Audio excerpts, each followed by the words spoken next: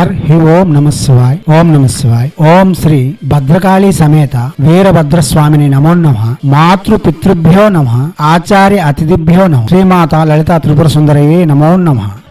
శివశక్తి స్వరూపులారా, ఇప్పుడు మనం అతి శక్తివంతమైన అతి రహస్యవంతమైన రక్త భైరవ మంత్రం గురించి చెప్పుకుందాం. రక్త భైరవుడు చాలా ఉగ్ర రూపంతో ఉంటాడు. చాలా విశేషమైన ఫలితములు ఇవ్వగలడు. ఎందుకంటే రక్త భైరవుడు ఎప్పుడూ కూడా కొత్తగా కాల్చబడిన శవముల యొక్క కపాలముల దండను మెడలో వేసుకొని ఎర్రని రంగుతో భీకరమైన శరీరముతో దర్శనమిస్తున్న రక్త భైరవుడు తన చేష్టలతో మనలను సర్వము చేకూర్చగలడు. నంది వాహనంపై కూర్చొని ఎర్రని వర్ణముతో దర్శనమిస్తున్న మహాభైరవుడు సాధారణ రూపంలో నీలి వర్ణముతో మనకు దర్శనమిస్తూ ఉంటాడు. ఇతను వాహనము నంది అయినప్పటికీ ఇతను శునకమును ప్రాధాన్యత ఇస్తూ ఉంటాడు. దివ్యాత్మ స్వరూపులారా, అసలు ఈ రక్త భైరవుడు ఎవరు అంటే వశీకరణ శక్తిగా మారిన చాముండేశ్వరి రక్త చాముండేశ్వరిగా దర్శనం ఇస్తుండేటప్పుడు ఆమె యొక్క వయస్సు 16 నుండి 18 సంవత్సరాలు కన్యపిల్లగా మనకు గోచరమవుతూ సకల విధములైన గృహస్థ ధర్మంలో వస్తున్న వశ్య శక్తులను ఆధీనంలో ఉంచుకున్న చాముండేశ్వరి యొక్క భర్తగా అనగా భీషణ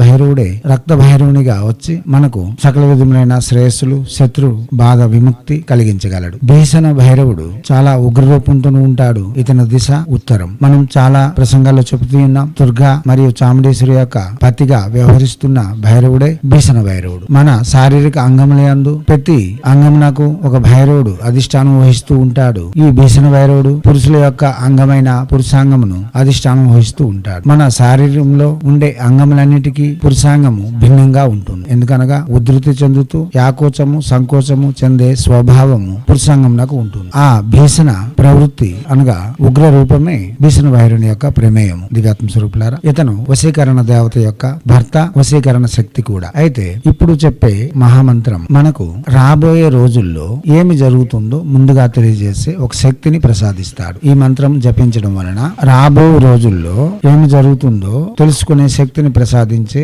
ఏకైక భగవానుడు రక్త భైరవుడు. ఈ మంత్రము సుస్నాతులే ఉంటూ శుచిశుభ్రతలు పాటిస్తూ మద్యపానం మాంసభక్షణ పరస్త్రీ వ్యామోహము నిషేధించి ఇదే స్త్రీమూర్తులు చేయాలంటే పరపురుషుని అందు ధ్యాస కూడా ఉంచుకోకుండా చేయవలసి ఉంటుంది. హైందవ సనాతన ధర్మంలో వస్తున్న విధులన్నీ వర్తిస్తాయి. కింద డిస్క్రిప్షన్ లో భైరవ సాధన ప్లేలిస్ట్ ఉంది. ఆ ప్లేలిస్ట్ ను వినండి. భైరవులు అంటే ఏమిటి, వారి యొక్క మంత్ర సాధనలు ఎలా ఉంటాయో తెలుసుకున్న తర్వాతే జపములకు ఉపక్రమించండి. ఈ మంత్రము 22 రోజుల్లో 1,00,000 జపం పూర్తి చేయగలిగితే చాలా విశేషమైన ఫలితములు ఇవ్వగలదు. లేదా 42 రోజుల్లో 1,00,000 జపం పూర్తి చేసుకోవాల్సి ఉంటుంది. 1,00,000 జపం పూర్తి చేసుకున్న తర్వాత గురువు వద్దకు వెళ్లి ఈ మంత్రం ఎవరి వద్ద నుండి తీసుకున్నారు ఆ గురువు వద్దకు వెళ్లి పురస్కరణ విధులు గావించి యంత్ర దిగ్బంధన మరియు అష్ట దిగ్బంధన ఆకర్షణ మొదలగు విద్యలు నేర్చుకుని వచ్చి 11 రోజులు రోజుకి 11 మాలల చొప్పున జపం చేస్తే చాలు భైరవుని యొక్క సాక్షాత్కారంతో సకల ఆగామి దినములందు ఏమి జరుగుతుందో ముందుగానే తెలుసుకునే శక్తి మనకు ప్రసాదించగలడు. దివ్యాత్మ స్వరూపులారా, ఈ మంత్రము మహాకాల ఋషి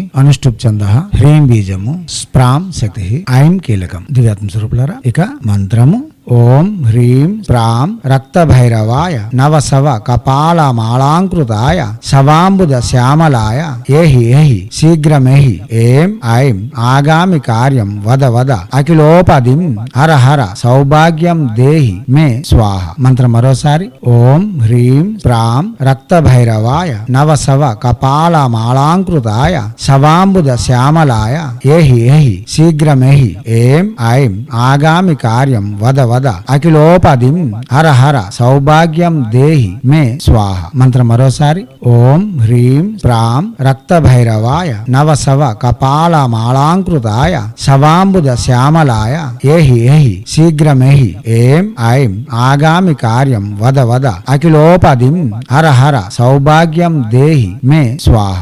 దివ్యాత్మ స్వరూపులారా, వాచిక జపమే చేయాలి. మానసిక ఉపాంశ జపం పనికిరాదు. కాగా ఈ మంత్ర జపం సకల విధములైన సౌభాగ్యములతో పాటు ముందుగా చెప్పుకున్నాం కదా, ఇది గృహస్థ ధర్మం నాకు అనుసరించి వస్తున్న మంత్ర సాధనలు అని. కాబట్టి మన ఆవశ్యకతలన్నీ తీర్చడంతో పాటు గృహస్థ ధర్మంలో సర్వ సౌఖ్యములు సౌభాగ్యములు ప్రసాదిస్తూ రాబో విపత్కర పరిణామాలకు ముందుగానే హెచ్చరిస్తూ మనకు సరైన మార్గంలో నప్పించగల ఏకైక భగవానుడు శ్రీ రక్త భైరవుడు. దివ్యాత్మ స్వరూపులారా, అవగాహన పెంచుకోండి. జపములను చేయండి. పకడ్బందీ చేసి మన జీవితంలో మనం సరిచేసుకోవడంతో పాటు ఎటువంటి ఇబ్బందులకు గురి కాకుండా ఉండేందుకు కావలసిన నిర్మాణాలు కూడా నిర్మించుకొని జీవితంని ఒక ప్రణాళికగా రూపొందించుకొని ప్రణాళికాబద్ధంగా అనుసరిస్తూ మనమంటూ ఈ ప్రపంచానికి ఒక ఉదాహరణ స్వరూపంగా నిలవాలని హైందవ సనాతన ధర్మ ఋషులు మనకి అందించిన విద్యలు వినియోగించుకొని మనం ముందు బలవంతులుగా మారి 10 మందికి బలవంతులుగా తయారు చేయడంతో పాటు భారతీయ సంస్కృతి సాంప్రదాయాలు కాపాడడం కూడా ఒక బాధ్యతగా తీసుకుంటారని కోరుకుంటూ ఎప్పుడూ మీ సేవలో రత్నశ్రీ హిందూ సేవా సమాజ్ ఆచార్య భీమసింగ్ రవికుమార్ और अपने निखिलानंद सागर महाराज।